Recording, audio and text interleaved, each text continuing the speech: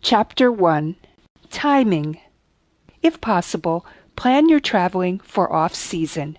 Almost everything will cost less, and attractions will be less crowded.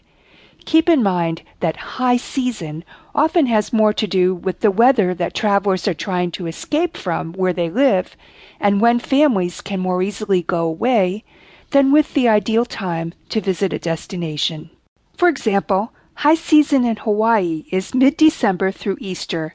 However, that's also when Hawaii is most likely to have stormy weather.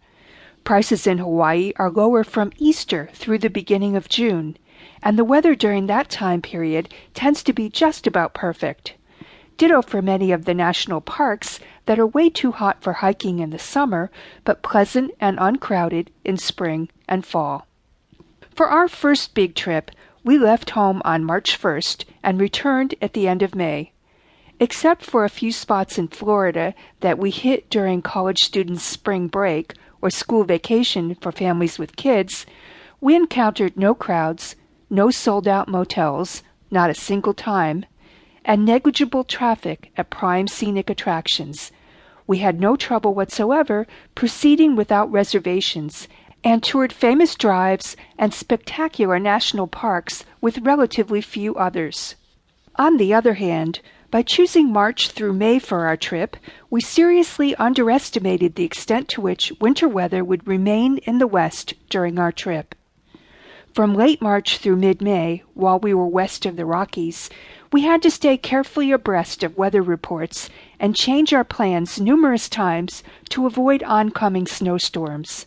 As New Englanders, we certainly know how to drive through the white stuff, and when we did hit unexpected snow, we coped well with it. But it seemed smart to stay out of the way of blizzards that were dropping 5 feet of snow in one day, or smaller storms in very isolated or high areas. We were hoping to visit Lake Tahoe, which sits on the border of California and Nevada at the edge of the Sierra Mountains, but as we were driving there on May 2nd, an electronic sign flashed the warning, "Snowing on summit, chains required," and we turned back. No sense in handing the legendary Donner Pass another couple of victims. Near the end of May, we were luckier while crossing the Canadian Rockies. The temperature hovered a few degrees above freezing, giving us a soft rain to drive through instead of ice or snow. Having once visited the north rim of the Grand Canyon in January, when the roadsides were piled high with snow, I did not realize that national parks might be closed for the winter.